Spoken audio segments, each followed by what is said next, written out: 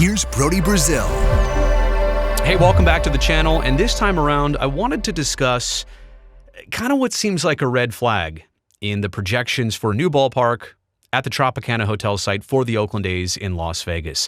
And the problem is this: 30,000 maximum capacity. Now, maybe that's because the A's and Valleys could only negotiate 9 acres, and maybe they feel like that's the highest amount they could fit on such a small space, which, by the way, capacity-wise, 30,000 would be by far the smallest in baseball, by about 5,000. I mean, that's a lot.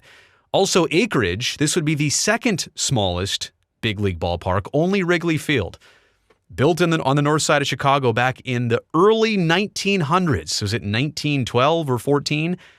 That's a little bit south of 9 acres. This is precisely 9 acres. And again, fitting 30,000 in as your maximum capacity, it sets a ceiling, kind of like an unfortunate ceiling on a project that needs to draw a certain amount of people just to be financially viable and successful in order to pay back bonds that Clark County is going to float out there. So let me actually begin with projections straight from the A's presentation with SB 509 back on Monday. These are not my numbers. These are their numbers that I'm going to do a little bit more math with here. The projection is this: they plan to bring 2.6 million guests, visitors, ticketed fans, let's just say, to 95 different events year after year at this projected ballpark. So I know you're doing the math. 81 home games of a regular baseball season, maybe a preseason game. Obviously, some other events would have to be involved here, and that's to be expected. Quite honestly, I think that number of 95 events, you got to aim north of that. I know you don't want things tearing up your baseball field during the season. I know that's complicated, but I think you need more than that. You need like 110 to 20 events to make sure you get to a 2.6 million total per year. Because at this math, 2.6 million total divided by 95 events, you need 27,368 per event. Like, you need a near sellout pretty much every single time you have one of the 95 events per year there. Like, that's difficult. That's complicated. That's relatively unheard of across venues in North America. Indoor, outdoor venues, doesn't matter. Like that is an unbelievable aspiration. So the A's say that 30% of visitors and ticketed fans to A's games, 30% are going to be tourists, people from out of town. So that's 762,000. That's their number. 762,000 tourists are going to take in a baseball game every single season for the A's in Las Vegas. The reverse math on that means that there's going to be 1.838 million locals attending A's games every single season as well.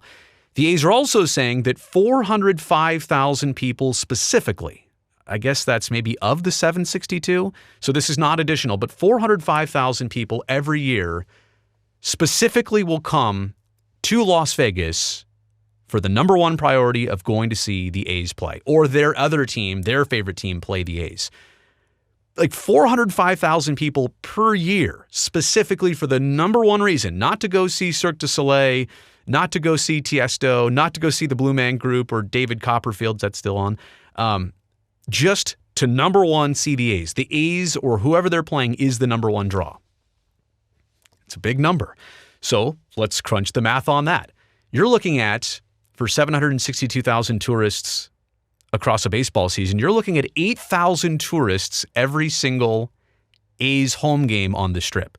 You're also looking at, as part of that, 5,000 A's specific or people that came to Las Vegas specifically for this game and no other reason per game. 5 of 30,000 took an airplane flight or took a long car drive from out of town to stay at a hotel specifically to see the baseball game that day or night.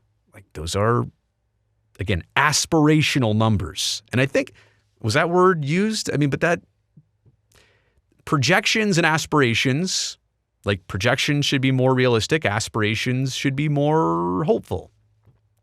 So when we look at visitors and fans here, let's look at Las Vegas. And we know the estimate, 40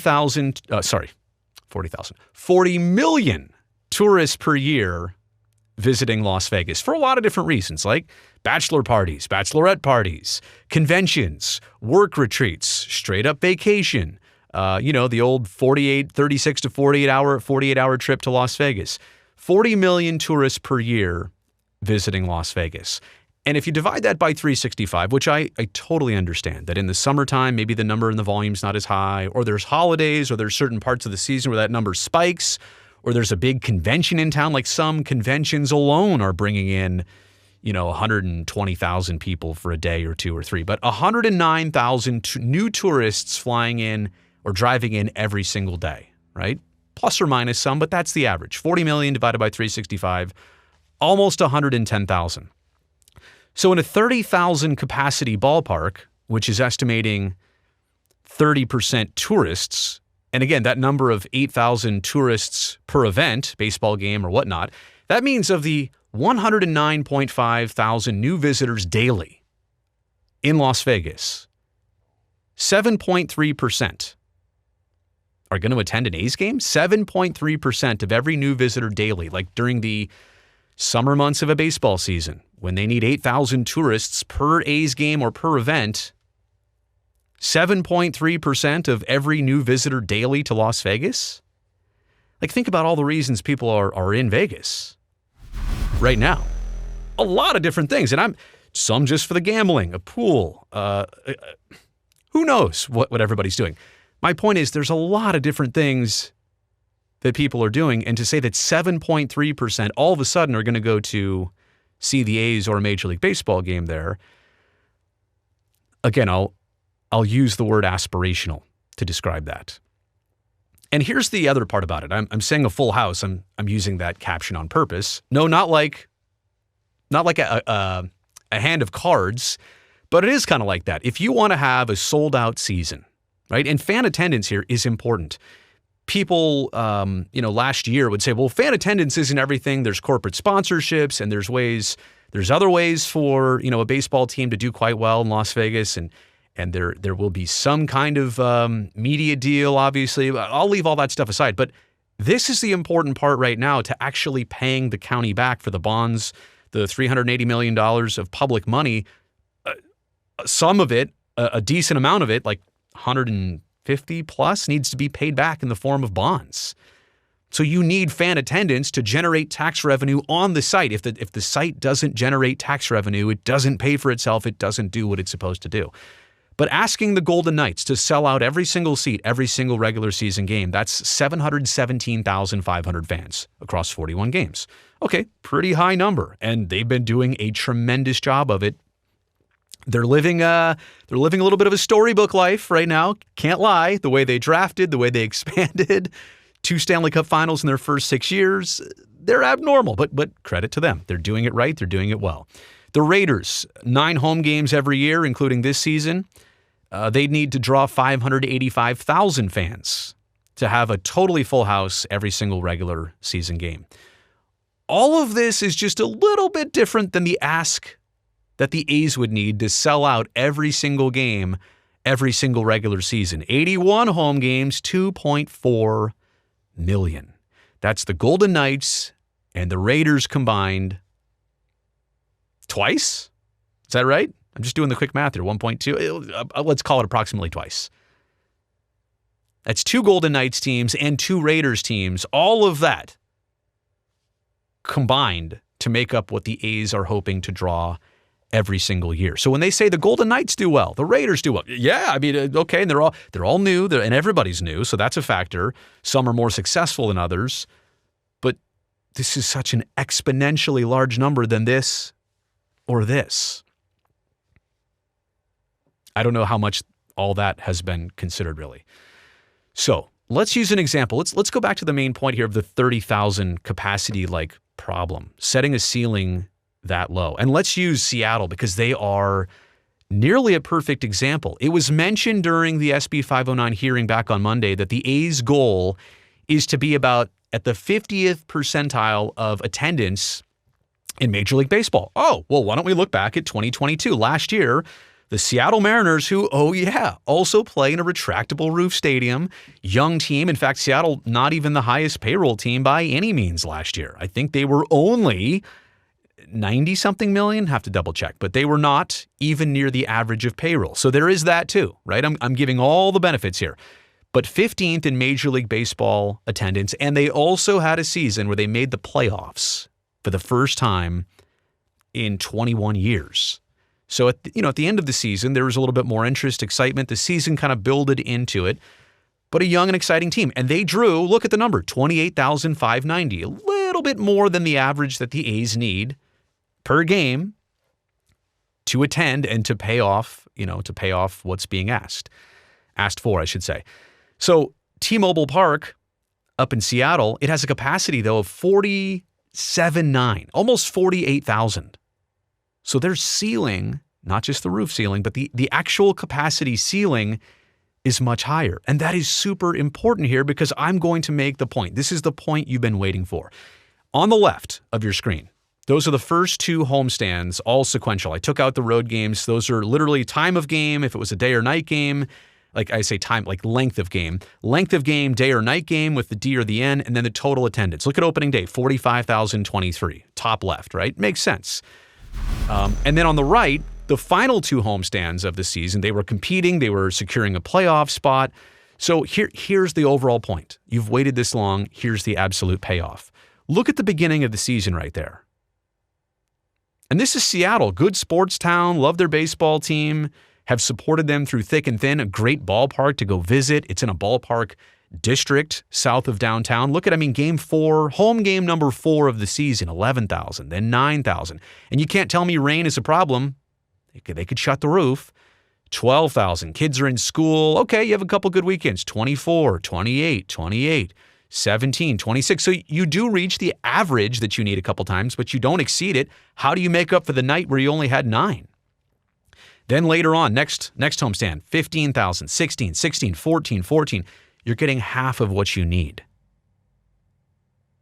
So how do you make this up? Well, T-Mobile Park is capable of hosting so much more.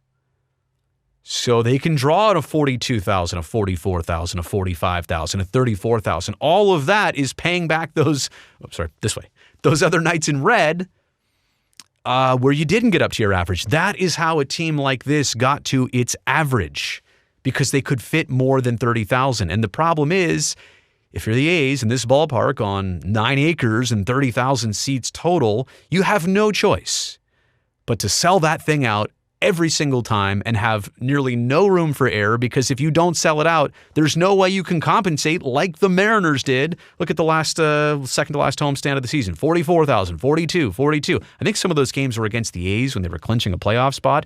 There's a blank spot down there because one of those last games was a makeup doubleheader. But you see my point here. You have to be able to have a higher ceiling so that you can compensate for all the nights that we know baseball is slow. And I'm not a political expert. I'm not a financial advisor. I'm not a lawyer. But I'm a person who has seen thousands upon thousands of baseball games, seen all the different markets across the country during good times and bad times. And no team is able to just say every attendance for 81 times, 28.5, 28.5, 28.5, 20. It does not work that way. It does not work that way. And especially when your stadium is only 30,000 total capacity. And here's the other problem. If you are a 30,000 capacity and that's it, you know what happens to ticket prices? This has kind of happened to the Raiders. Now, they have 65,000 seats at Allegiant Stadium, but, supply and demand, it's as simple as that. And especially out-of-town demand, when you're counting on people to come from out of town, this is the secondary market for tickets expected by the Raiders this upcoming season. Now, why is it the secondary market? If you're part of the primary market, like if you're buying tickets straight from the Raiders, obviously the cost of the ticket is going to be less, but there are more, I believe, incurred costs with seat licenses, other things to maintain a season ticket package. Believe that's the case. Anybody can confirm that for me. I'd really appreciate it.